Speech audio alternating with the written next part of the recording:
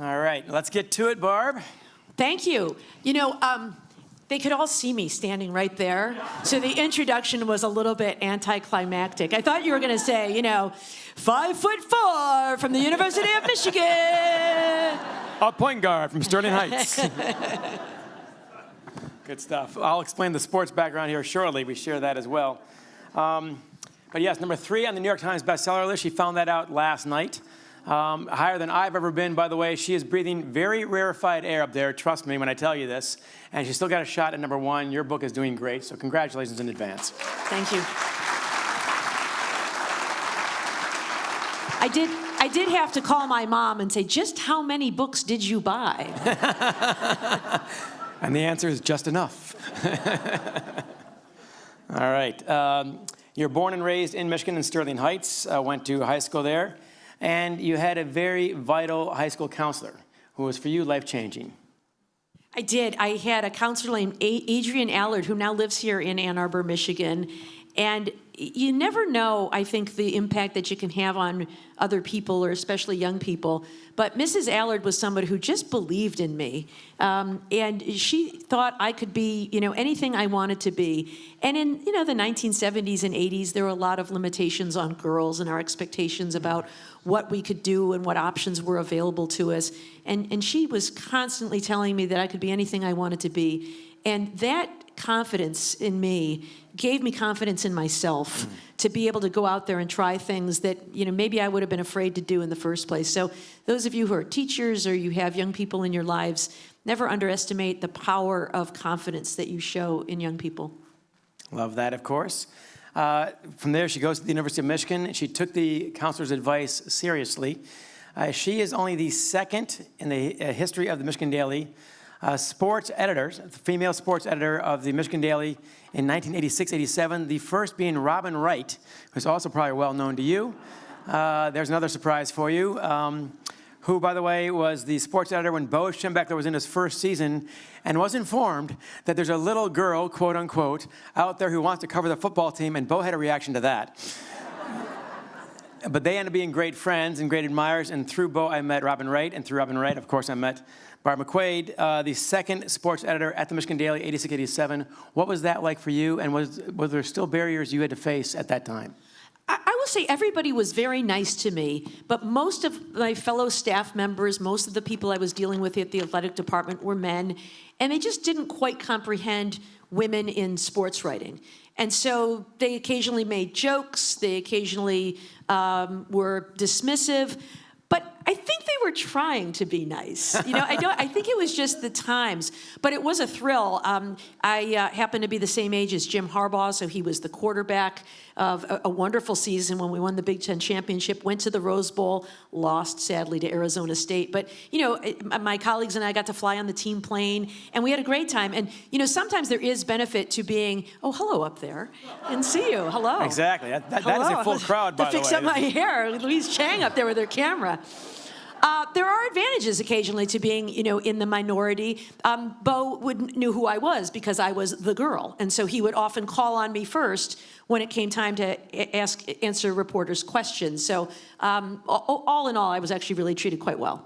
Glad to hear that. The column was, by the way, before we ever met, long before we ever met, I was reading her column, Barb's Barbs. How about that one? So you get it, Barb's Barbs, a little play on words. See how that worked? You guys all get that one? Okay, good. Very clever there in college. It was quite good. And you did, in fact, leave Michigan to become a sports writer for a time. Tell us about that before you changed careers.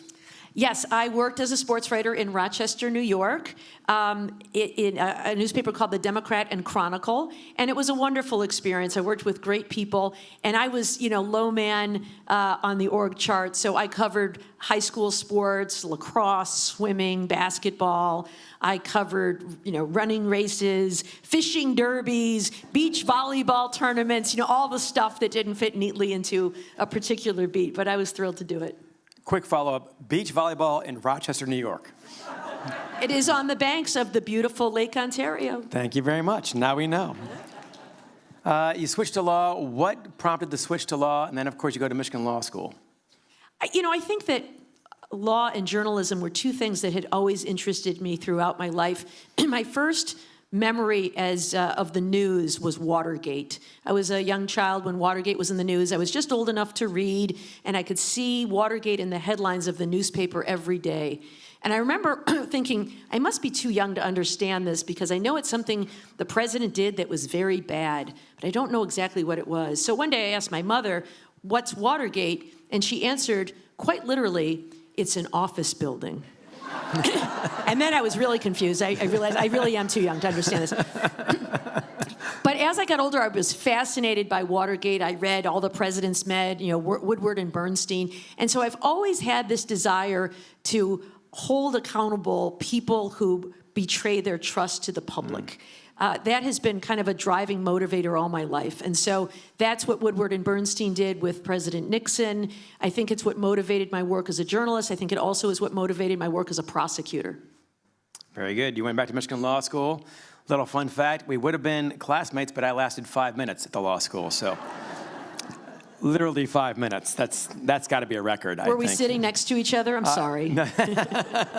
You seemed very nice, though. You go to Michigan Law School, of course. You're now in private practice, and then you decide to become you don't decide to become, you get selected, of course, to be a federal prosecutor, a very big job, appointed by Barack Obama in 2010. Tell us about that. Thank you. Remember him? He used to wear a tan suit once in a while. Anybody remember that guy? One time. So I was in private practice for 5 years, and I became an assistant U.S. attorney, a line prosecutor. Absolutely loved the work, prosecuting cases like bank robbery and other kinds of street crimes. And then after 9/11, became a national security prosecutor. And then when President Obama was elected, I was fortunate enough to be selected to be the head of the office, the U.S. Attorney, and I held that job until 2017. An incredible opportunity, a chance to sort of shape the policy of the office. And I'm really proud of what we were able to accomplish there, trying to reduce violent crime. We set up the first ever civil rights unit in the office and brought a number of really important cases and worked with some of the best colleagues I'll ever meet. And I will tell you that it angers me when I hear people attributing to prosecutors any sort of political motive, because the people who work in U.S. attorneys' offices are not just bipartisan, they're nonpartisan, incredible public servants who work very hard on behalf of all of the people here, and I was really proud to be part of that office. Part of that, she was named in 2013 by the Detroit News the Michiganian of the Year.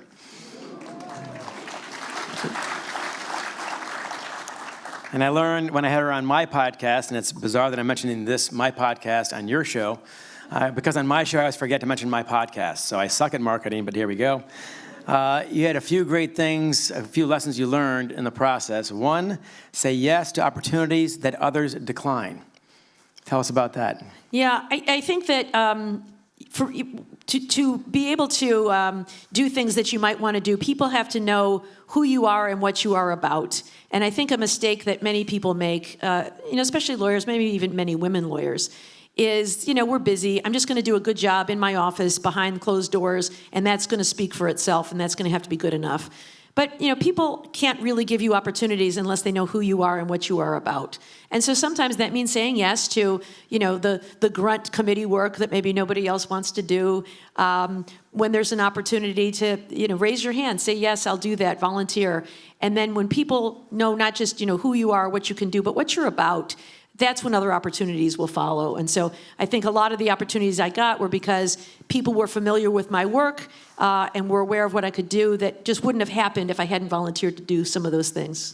One of my advisors told me early in my career, Bacon, do not kid yourself, there are no talent scouts. Sad but true, it turns out. So another great insight from you, the power of civility and collaboration, especially when those qualities are in short supply. Yeah, in the law, I think that we are accustomed to watching television shows where the crafty lawyer can manipulate people and, suits, they're all sly and pulling tricks on each other. Or even some of the television lawyers like, I'll win for you. In my experience, that is not the most effective way to resolve law cases, whether it's a civil case or a criminal case. I found that the most effective way to represent clients was really to be civil to other people. People treat you the way you treat them. All those things you learned when you were a young child turns out really are true. And, when I was negotiating with opposing counsel, I would just tell them what I wanted and what I needed. I didn't try to play games. And most of the time, I got the same kindness returned to me. And so I find that, it might be more dramatic on television shows or in the movies to see people playing clever games. But in real life, I think just being a reasonable person actually goes a lot farther and can be a better recipe for success. One does not hear that often these days, so that's refreshing. So I'm glad we're not dead yet. That's good. Third point, before I move on to the job at hand here, and the importance of pursuing the truth even when it comes with a cost. And that, of course, is the topic of this book. Along the way, Barbara McQuade has become an expert on criminal law, criminal procedure, national security, data privacy, and civil rights. And that, of course, all leads to this book. You left in 2017 the federal office to join the Michigan law faculty. Also, of course, she's a regular on MSNBC. I'm sure you've seen her there.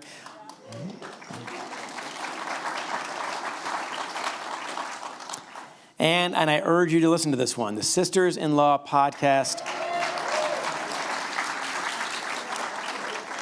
You've got Hutch right there. That's very good. So, Hutch is a sister. there we go. Right. They love it. We both know, of course, writing books is very hard. You have to have a compelling reason to go through all this.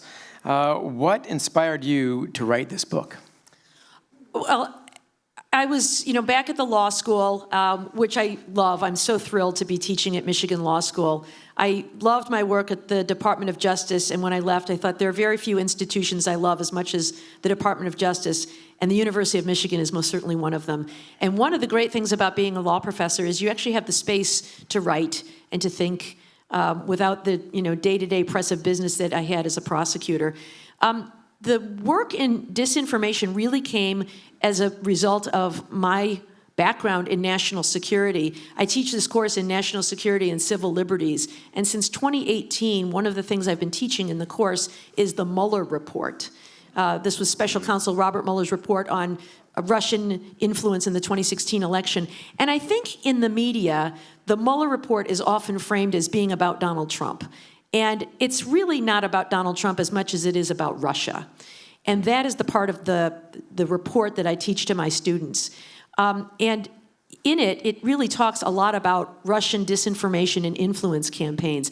The part that so fascinated me was a part that talked about how Russia had developed fake social media accounts over a number of different platforms available in the United States, Facebook, Twitter, YouTube, other places, and would create these false personas designed to look like Americans, grassroots political activist. There was an account called Blacktivist that looked like a very mainstream African-American expressing political views that would be very reasonable, and anyone who affiliates with that group would find reasonable.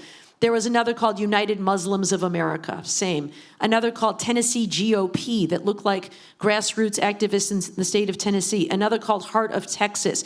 So every affinity group you can imagine had these various groups that were saying very normal things. They would say personal things like, my favorite kind of flower is this. And so they developed relationships with people online and friendships with people online until we got close to the election. And then they started saying things like, Blacktivists would say,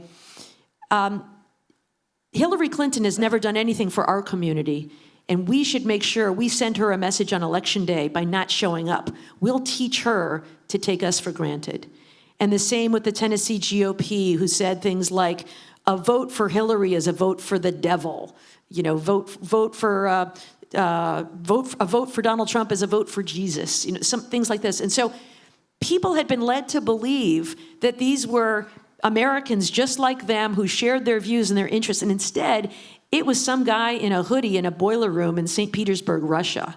I found that absolutely fascinating. And so since then, I read as much as I could on the topic of disinformation. I began inviting guest speakers to my classroom to talk about it, learning about it, writing about it. And that's what motivated the book, because what I see now is it's not just Russia that's using these tactics, but it is people in our own country, political activists. That's where the name comes from, by the way. I wanted to call it The Calls Coming From Inside the House. The editor thought that was over the top. So that's attack from within. See, it's a fist coming through a map of the United States. And to identify and help people see these same tactics that are now being used by Americans against Americans, in hopes that I could help people identify these tactics themselves so that we would be less likely to be manipulated by them. Good stuff there. The book, by the way, I cannot commend it to your attention highly enough. It is the rare book that is both comprehensive and concise. That is hard to be both simultaneously. And please take this as a compliment. You do not write like a lawyer. So Barb's paid off, people. I'm telling you that right now. So it is clear, concise, as I said. Almost every chapter starts with a story, gets into the point, and she tells great stories, of course, very compelling stories. Your secret sauce, to my mind, is clarity. It's very clear in this book what disinformation is and what it isn't, how it works, what the stakes are, how to combat it. Let's start with our terms, disinformation versus misinformation. So as I define it, disinformation is the deliberate use of lies to deceive and manipulate people.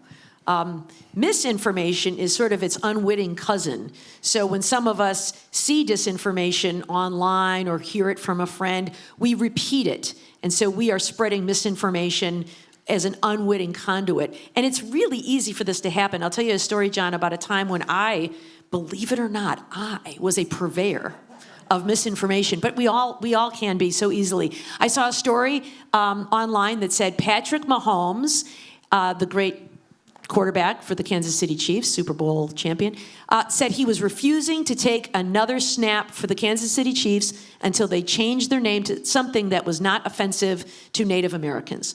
And I thought, oh, good for him, right? What a personal sacrifice, taking a stand. So I retweeted that thing right away, got that out there, because, I need to put my stamp of approval on that. And then later that day, I was talking to my husband and my son, and I said, did you guys see that story about Patrick Mahomes? And they said, no, what story? I don't know what you're talking about. I'm like, well, how could you not see it? It's got to be big news, right? Not taking another snap until the Chiefs changed their name. And they said, where did you read that? Well, I read it on Twitter. And I said, no, let me go find the original post, because it was legit. And so I dig through and I look it up and I say, see, it's from ESPN. That's legit. Sprott Center. Oh. Of course, ESPN's brand is Sports Center, not Sprott Center. So I realized I had been duped. So I took it down right away, but it's just an example of how all of us, we get excited, we're feeling rather than thinking, we're letting our emotion get the better of us. We can, get carried away by disinformation online and be misinformers despite, our good faith. It's not new, as you point out in the book. Lao Tzu himself, in the 5th century BC, complains about disinformation, so this is not just a Twitter phenomenon, it turns out. But it certainly is more pervasive now than ever before. Why is that? I think two reasons. One is technology has made it easier than ever before to spread false claims. There was a time centuries ago or even decades ago that if you wanted to conduct a propaganda campaign, you had to use word of mouth or drop leaflets from the sky or plant a story in a foreign newspaper in hopes that it would work its way back here. But now, of course, with the internet and social media, we can all send a message instantaneously and reach millions of people around the world. And we can do it with false personas. We can do it under false names like Blacktivist. One of my favorite New Yorker cartoons, John, maybe do you remember this one? Where the dog's sitting at the keyboard and says to his buddy, on the internet, nobody knows you're a dog. True enough, but they also don't know if you're a Russian or a political operative or whoever you might be. So I think that is part of it, that we've got all this information coming at us from these sources saying all kinds of things. It's very easy to lie to us and to push our buttons, know what's going to get us riled up. So I think that's one thing. But I think the other thing that is really allowing this to happen is our incredibly polarized times. And this is something I blame on both political parties.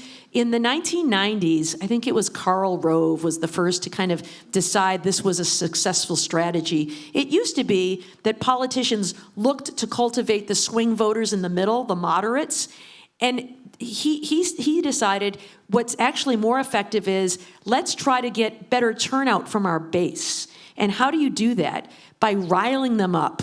And Democrats saw that this was a winning formula and started doing the same thing. So rather than trying to appeal to the moderate middle, the goal now is let's appeal to the far left and right fringes of our base, and let's really stir it up, and let's point to the other side as the enemy. This election is an existential crisis for our country. If the other side wins, they will eat your children. They must be defeated. And so I think it has caused all of us to align more with our party than with any one issue. You know, when I was in college, it was not uncommon that you could have one issue on affirmative action, you know, a view on that. You know, maybe you're on the left on that, and a different viewpoint on abortion rights, and a different viewpoint on gun rights, and a different viewpoint on immigration. And now it seems that we are expected to align all of our views with our party, and we are demanding political purity from our party instead of understanding that it's all about compromise and nuance. And so I think because of this party identity and identification as red team versus blue team, good versus evil, we are now choosing to go along with disinformation. And we see something that's false, we're willing to go along with the con because we are choosing tribe over truth. And that is a formula for disaster in a democracy.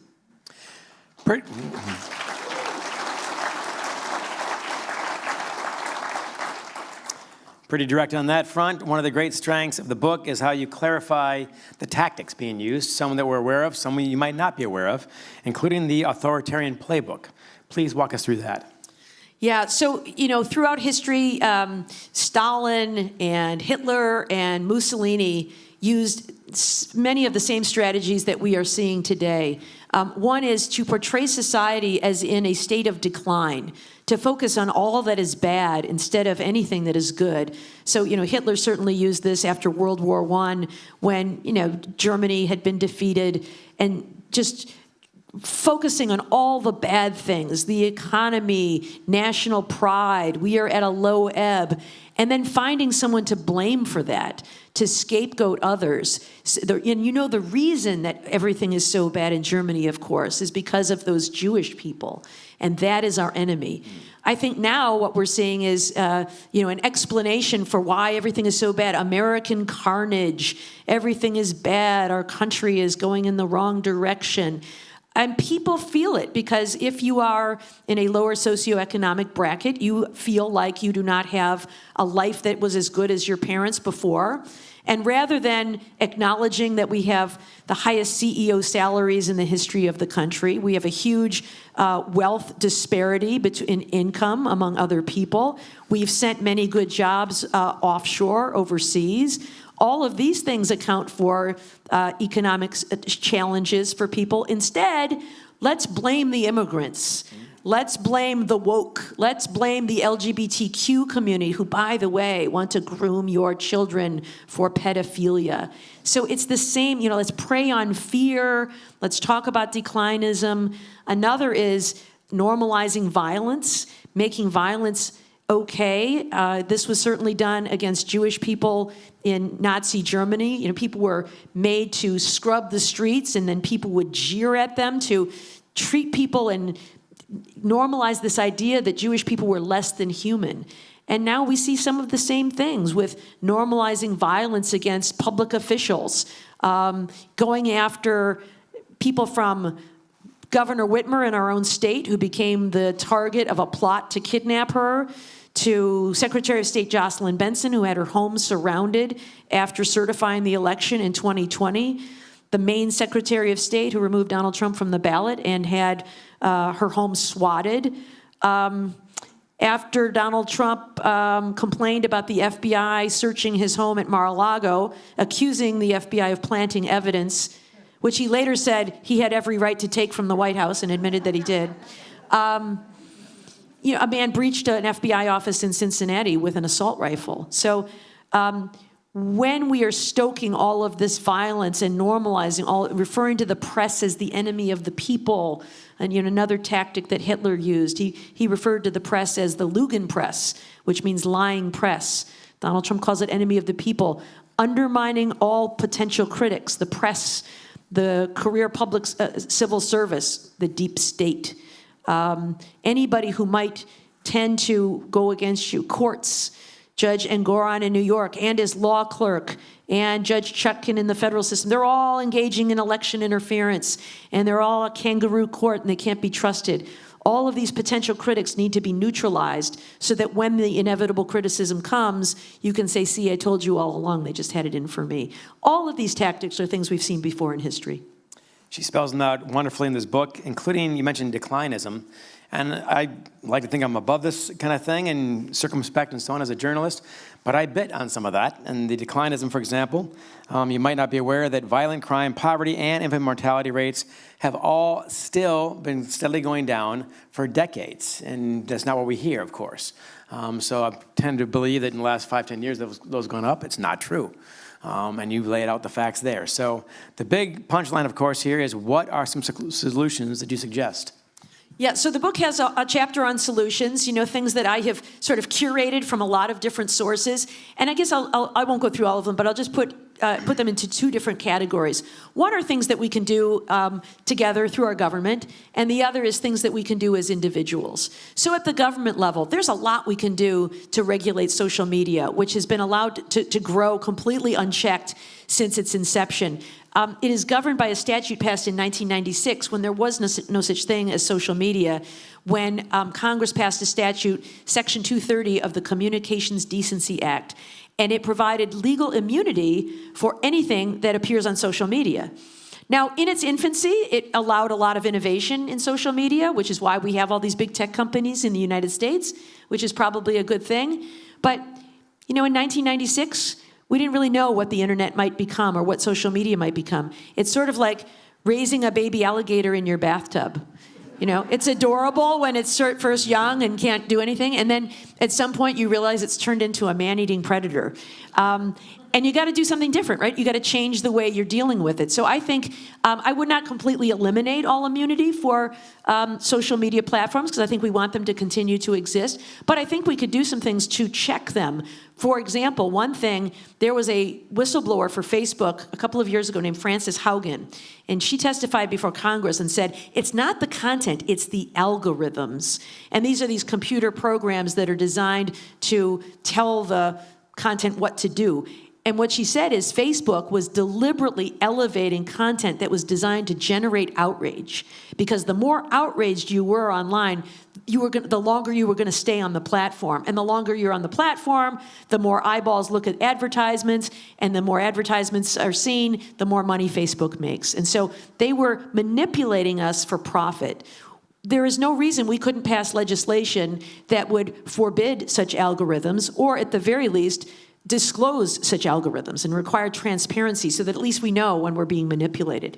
The other thing she talked about online is how we are micro-targeted. And so Facebook and Twitter and all these accounts know everything about you. You know how you're scrolling through and you see an ad for winter boots? Like, well, yes, I am looking for winter boots. How did you know? Because, of course, I've told them with everything I've clicked and everything I've searched for. But it knows that I'm a 59-year-old white woman living in Ann Arbor, Michigan, who's a big sports fan. So, I get all these, nostalgic... Remember Tram and Lou in the 1970s on the Detroit Tigers? Yeah, I do. I love them. I keep going. I keep reading. They know me. They know me. But it allows us to be manipulated. And so perhaps we could require disclosure of all the ways that people are being micro-targeted. I think we could make changes to our campaign finance laws. There's a big case called Citizens United, decided about 10 years ago, that said corporations and organizations have First Amendment rights to spend as much money as they want on political campaigns, no limit. And that, of course, has introduced all this dark money into campaigns. And it might look like some grassroots organization, with a lovely name like the Red, White, and Blue Grandmothers of America. But in fact, it is the NRA or, a single individual or special interest or something. We can't change that ruling because it is a Supreme Court decision on the First Amendment, but we could pass legislation that requires disclosure of who are these organizations that are posting all of this content online and these ads. So that's governmental stuff, and there's some others in the book. But there are also things we can do as individuals. One is improving our own media literacy so that we don't retweet the Patrick Mahomes tweet. You know, we look for second sources. I know somebody who did that, by the way. Must have been a real dope. Yeah. But media literacy in Finland, where they've been dealing with Russian disinformation for decades, they've actually introduced media literacy into their schools, where they teach people to look for a second source before you believe it to be true. Look for sound data statistics, like how large was the sample set? Was it 3 million subjects or was it 3? That could make a big difference. Understanding the difference between causation and correlation. So there are a lot of things we could do to educate ourselves so that we can be better consumers of information. Civics education. I think we need to improve our civics education in this country. You ever see these man-on-the-street interviews they do on these late-night TV shows? Oh, my gosh. People, wait, what are the 3 branches of government? And they say something like, you know, Larry, Moe, and Curly or something. But if we understand our civics and our institutions, I think we will have more respect for how they work, and we will be less likely to be led astray when a president says something like, or a former president says something like, preserve presidential immunity, like it's a thing, you know, and it's not. We would understand that. And finally, the last thing I'll say about what we can do as individuals is we have to choose truth. When we see something in a debate that's going on, we can't just choose the side that we want to win. We have to choose the issue based on facts. I've heard a lot of people complaining about the Supreme Court's decision recently about the 14th Amendment and allowing Donald Trump to stay on the ballot.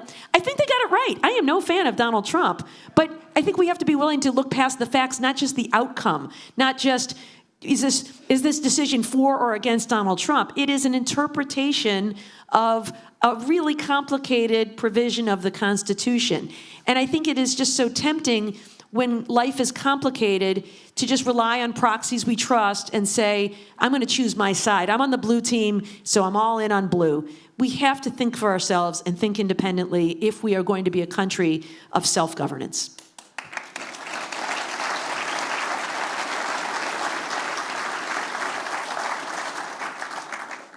Well done, of course. We're going to have a very robust Q&A.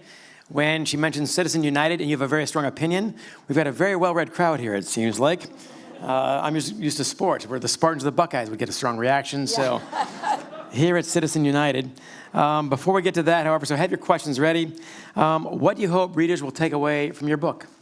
I hope that 2 things. One is an awareness of how disinformation works so that we can build resilience against it and people can spot the tactics and not be manipulated by it.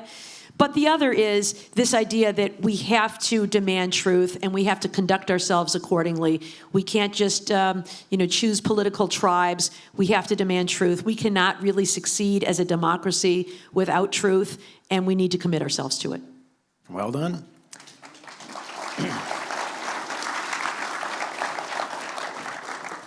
Now we have time for some Q&A. We'll do it by paper. Yeah, let me hand you these so you can Okay. see them, and then I want to talk real quickly. Go right ahead. Is this one on? Yeah. Some rules. All right. Rules. So thank you, John and Barbara. We are going to, after this Q&A, we're going to sign some books. So I'd like for everybody to stay seated until then, and I will give some more information. But if anybody else has a card, I see a few hands up. While you get started with those, we will come and retrieve them. Okay? Thank you. All right, thank you. Thank you. I'll start right here. I have my contacts hold up, and I can read this, by the way. Here's the age thing right there. Watch me age on stage as I do this. It's wonderful. So the other day, my kid sees a video from HBO Rivalry from 2005, and my kid is 8, and he looks at me, and he looks at the TV, looks at me, looks at the TV, and he finally says, "Daddy, why did you change your face?" So I'll see him later. Is the misinformation problem unique to the United States, or is it more of an international problem? If it's more on America, do you have a theory as to why? Actually, this is a problem that is occurring around the world. I think it's, the ground zero is Russia, where Vladimir Putin really perfected the tradecraft. He's a former KGB agent. That's where he learned his trade. And in Russia, one of the books I read from my book was an excellent book by a Russian journalist who studies Russian disinformation named Peter Pomerantsev. And one of the things he talked about there is something that I think we are seeing in our country, which is an effort to destroy the very concept of truth. That, what is truth anyway? What are you, the disinformation police? How do we know what's true? There's really no such thing as truth. It's all PR. It's all spin anyway. In fact, truth is for suckers. We can't know the difference. And so you might as well just choose the candidate that will be strong and will deliver prosperity and that shares our vision for our country, because truth is really for the naive. And that's a really cynical view of the world, which causes voters to ultimately say, you know what, I'm just going to disengage. I can't be involved. The system's rigged anyway, so why bother? And that is just the antithesis of democracy, where we have to be an informed electorate. So Russia, it's also very pervasive in India right now. Their elected leader, Modi, has an app that you can use on your phone where you can talk directly to the great leader, who will share all kinds of disinformation with you on your phone, direct to you. So it is something I think that exists in other parts of the world as well. But I do think here in the United States, we are particularly susceptible because of our cherished right to free speech. Nobody wants to give up our right to free speech, nor do I advocate that we do. It is something that the right and the left agree on, that free speech is essential to democracy. But I think it gives cover to anyone when there's any suggestion for any sort of regulation to say, censorship, that's censorship, you want to censor me. And so when social media companies take down content that violates their community standards because it's threatening or harassing or bullying, people say that's censorship. Or when they take down information that is dangerous to public safety about homemade COVID remedies, they say that's censorship. So I think that is one thing that makes us in the United States particularly vulnerable to disinformation. Well, this is one of my beefs, and that's the whole censorship screaming thing, of course. What is censorship and what is not? When your boss, you can't go into your boss's office and tell him off and then keep your job, all right? That is not censorship, that is your boss, all right? Censorship is a government program, correct? Cancel culture, John. There we go. I can't yell at you anymore and tell you what I think of you. Yeah, so censorship must come only from the government. The First Amendment only affects government actors.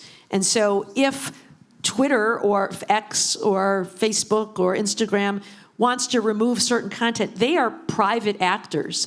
They have a contract that you have signed. When the small print comes on and you first open your account, you agree to certain terms and conditions. And it includes refraining from saying things that targets people, harasses them, bullies them, and other things. And so if you post something, it will be removed. If you continue to post things, you might be deplatformed. That is not censorship. Only the government can censor. And so it is also possible for the government to censor if it follows what is known as strict scrutiny, which is if there is a compelling governmental interest and there is a limitation that is narrowly tailored to achieve that interest, even that limitation complies with the First Amendment. It's why the government can limit speech based on time, place, or manner. It is why you cannot yell fire in a crowded theater or even in a crowded Ann Arbor District Library. And it is why we have crimes that are the essence of which are speech, like threats. I can't threaten to kill anybody without violating the law. I can't engage in a conspiracy, which is simply an agreement to commit a crime. I can't commit fraud by promising to sell you real estate in Florida that I don't own.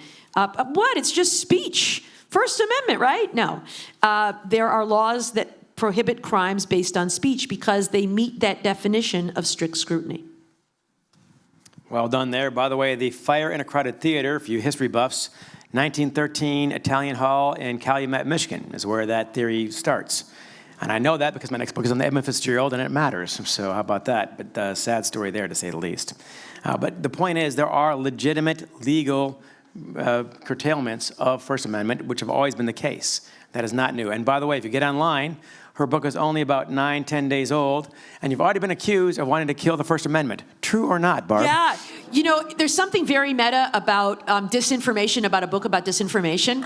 Maybe that'll be my next book.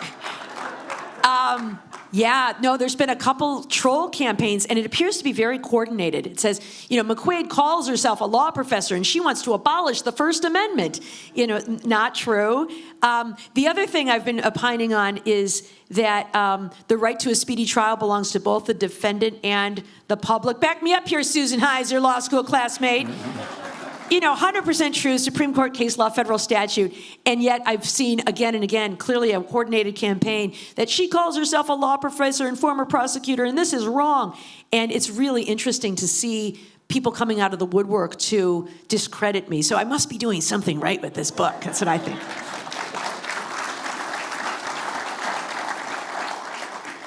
That, by the way, is a sports columnist. That's how you have to think. So well done there. And by the way, in sports, what I find so maddening currently about the political debates, the scientific debates, climate change, and so on.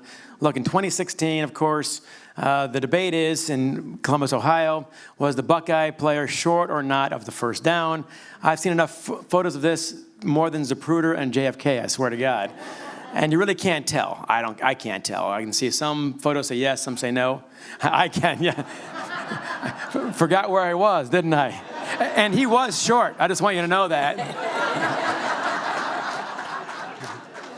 That's called pandering, people, pandering. But no one debates the score of the game was 30-27, that Michigan ultimately lost, that Ohio State won the game, got a chance to play the Big Ten title game, got a bid for the college football playoff. We can't decide on what the score is from an election 4 years ago. That is scary terrain. And that's what I see these days. We don't have that in my field these days. So a good question from somebody out there. When combating disinformation coming from loved ones, welcome to Thanksgiving, everybody. Here we go. It's been suggested to use empathy. And here's the kicker. Is this something you have any experience with? Where to begin? I'll wait for the answer. Yes, I do. And I will protect the innocent, names to be protected. I do think you have to begin with empathy. I've certainly had conversations along the lines of, what are you, crazy?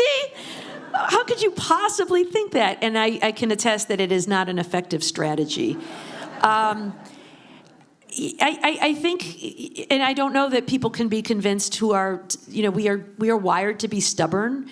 We are wired not to use logic. We are wired to win arguments. And that's why some of this works on us, that once we are challenged, we just dig in our heels and try to find more evidence to support our position. And so that can be challenging. So you're never going to win an argument with somebody by browbeating them. I think the only way to have a person reach a new conclusion is don't expect them to reach it right now in this conversation. What you want to do is plant the seeds to cause them to reconsider their position. And so empathy is one place. I find asking questions and being curious is a way to do this. And, maybe not this one, like, what on earth would make you think that? Probably not the best strategy. But asking for evidence. I come from a world of court where when you are prosecuting a case, you don't just get to say stuff. Every single thing you say must be backed up by evidence. It has to be a document, an object, or eyewitness testimony. And anything else is just made up and doesn't count. And so when you're giving a closing argument, you have to cite your evidence. It's the same with reporters and journalists. You have to provide attribution for every fact, right? You have to say, according to this, or based on this, or what this person said. You can't just make stuff up. So I think asking people, what's the basis for saying the election was stolen, for example? Do you have evidence about that? And they might say, oh, there's a suitcase full of ballots that were found in Atlanta. Well, let me share with you an article that says that wasn't right, that the Justice Department actually looked into that and found that that one particular event didn't happen. What do you think about that? And so maybe they've got others, and sometimes if people are determined, they'll always have another one. Then there is this, and then there is that. But ultimately they get to I just feel it. I just know it. I just think, But don't feel like you have to win right now. Just, let's agree to disagree, and why don't you just think about that, or let me know what else you have. Because I don't think they're gonna admit defeat at the moment.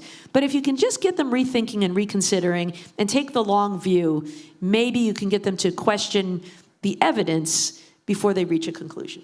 A segue to a point in your book from The Good Doctor that you had to prosecute years ago. when people are duped, they're very reluctant to admit that they were in fact duped. When people get caught in scams, of course, they don't call the FBI because they're so embarrassed they got scammed on the phone by some huckster and so on. They will not report it. This is a problem here as well. Yeah, so the story in the book is about a cancer doctor that we prosecuted in my former office. He was a very successful doctor who lied to patients about having cancer when they did not, so that he could administer expensive chemotherapy treatments. This was in Oakland County, Michigan. He had 7 locations. He abused 515 patients in this way, and he made $34 million off of Medicare reimbursements for chemotherapy. And he gave people huge, huge doses. And while they were relieved to find out after years of treatment that they did not indeed have cancer at all, they were incredibly angry, and many of them had permanent harms like hair loss, teeth loss, organ damage, nerve damage, and other things as a result of the chemotherapy treatments. But many of them, when they were first confronted with these allegations, refused to believe them and said, absolutely not, that can't be the case. He is my doctor, he is brilliant, he's a genius. Why, he cured some patients. Well, yeah, it's pretty easy to cure somebody when they didn't actually have cancer in the first place. So it was very hard for them to believe that they had been betrayed in this way.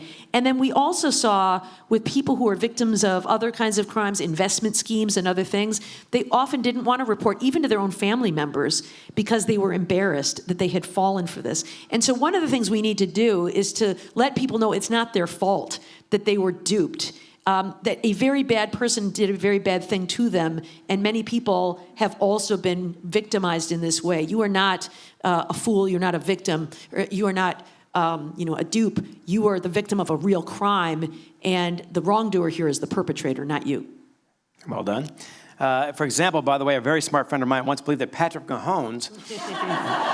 All right. Hear me out. Yeah. It can happen to any of us. It's happened to me on poverty, of course, which I thought was going up. It is not. Has any group tried to quantify the Russian influence in terms of the number of votes affected? That's a tough one. Yeah, not that I am aware of, and I think that's a super interesting question because none of the allegations that Robert Mueller looked at is whether there really was any switch in the election, but I think it's really difficult to know that, right? I mean, whether somebody was influenced that. We take in so much information, it's difficult to know what one thing causes us to make up our mind about who we're going to vote for. So I don't know that anyone has done that, but I think it would be fascinating to know to what extent is it successful. I think Russia must believe it's successful. Their goals, according to Mueller, was really just to sow division in society, to look for every crack in society.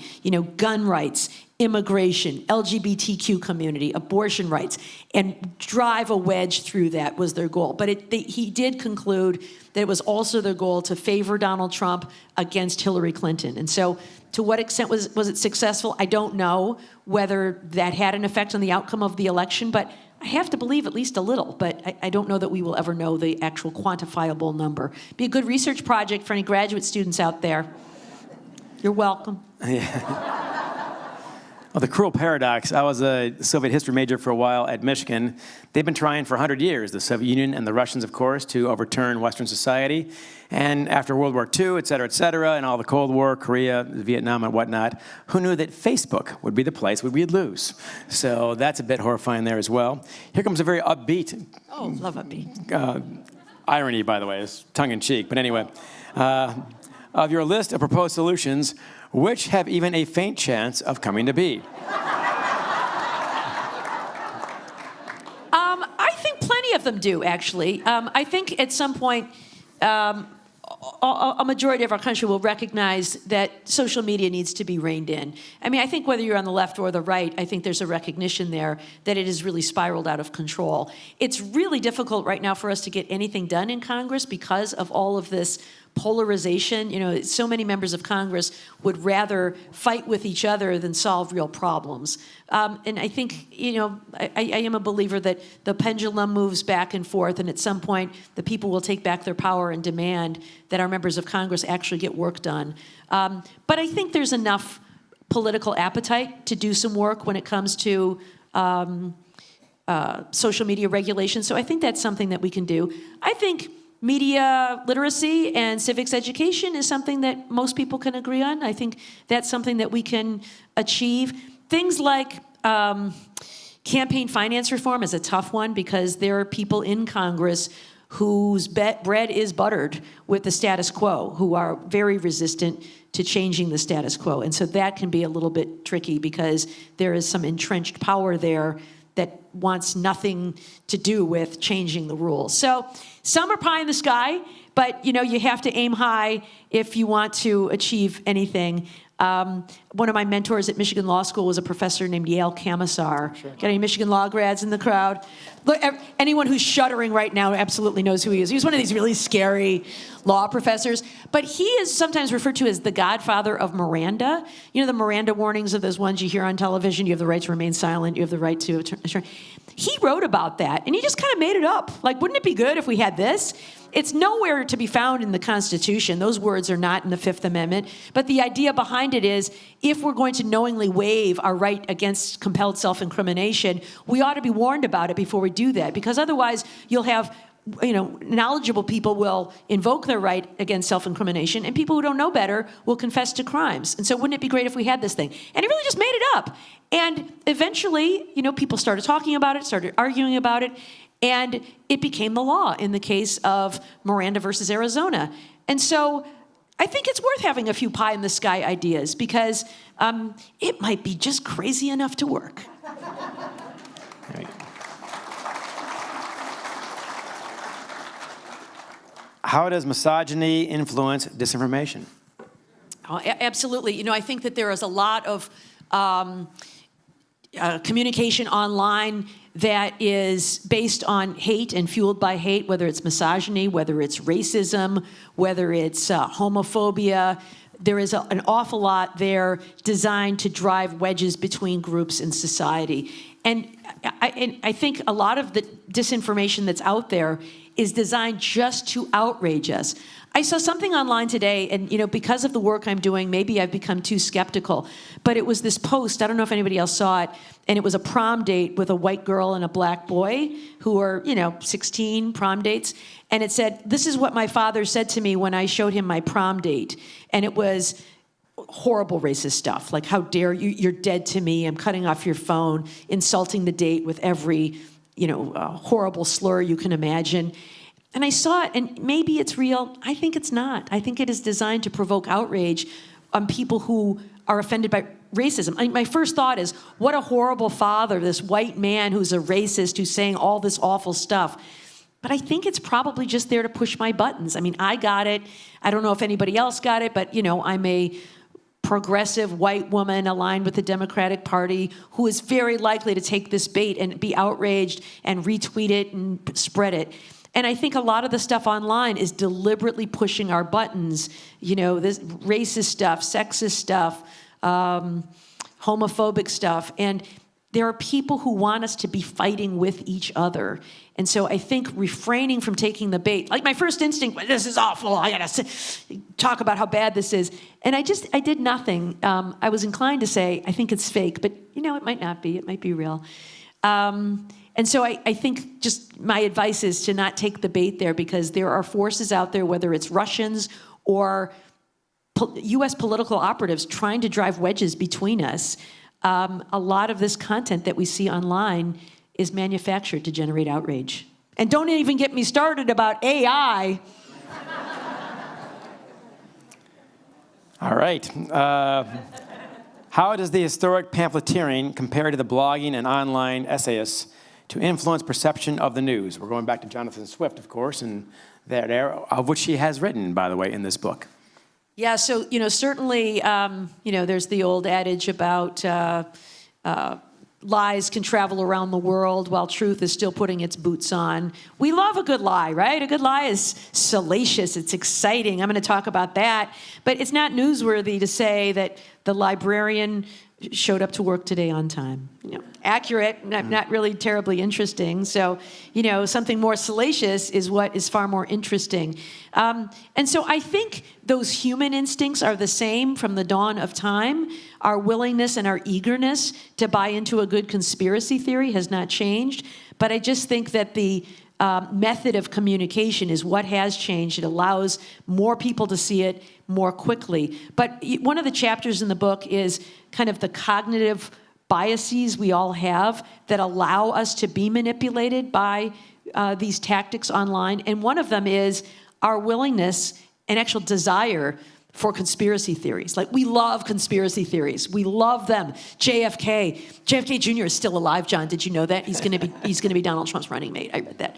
Elvis was seen at a Burger King in Kalamazoo. I know that. That was a good conspiracy theory, right? Remember that? Mikey ate Pop Rocks and his stomach exploded. Mikey from the Life cereal ad, right? What else? There's a bunch of them. All those good old conspiracies. And we love them. They're exciting.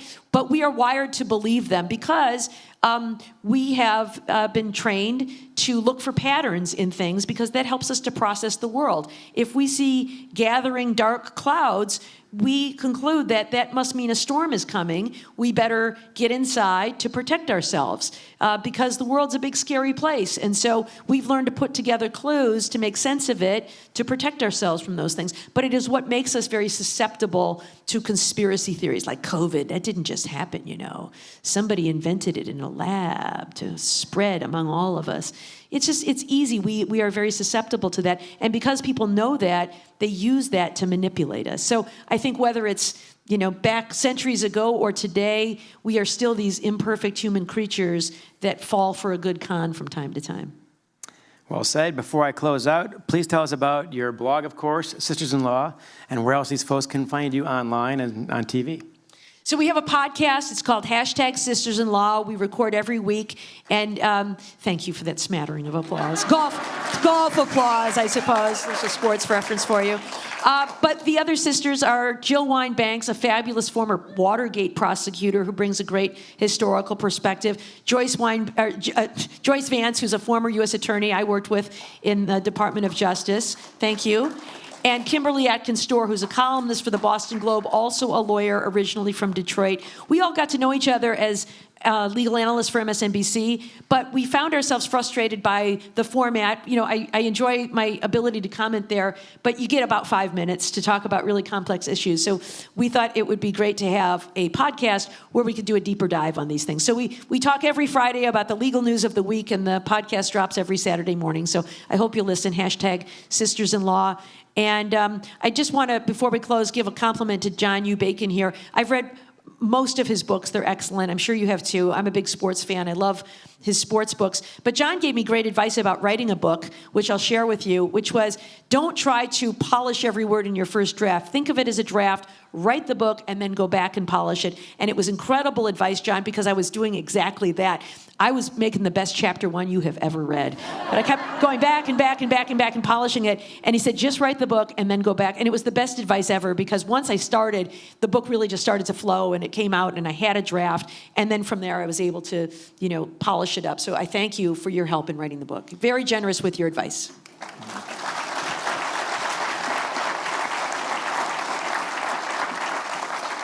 That's incredibly kind, incredibly generous. The advice is about 3 minutes, and I got in the acknowledgments for that. That's a great ratio of very little work for a whole lot of credit. So thank you for that. That advice comes, by the way, from my class at Michigan and at Northwestern.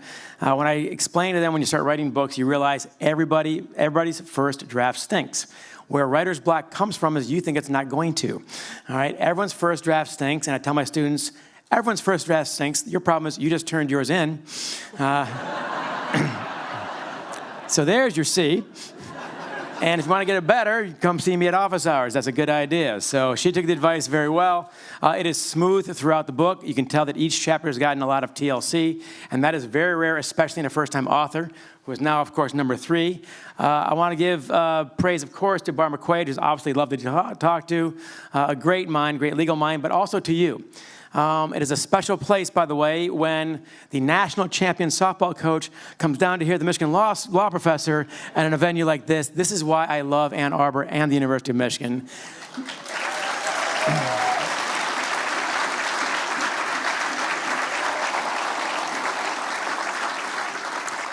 I may be biased, and yes, he was short on that play. But thanks to all of you. Barb will be around to sign books, I believe. I will be signing books afterwards, and I just want to say how thrilled and delighted and humbled I am to see all of you here tonight. It's really meaningful, and I thank all of you very much for coming out tonight. Thank you.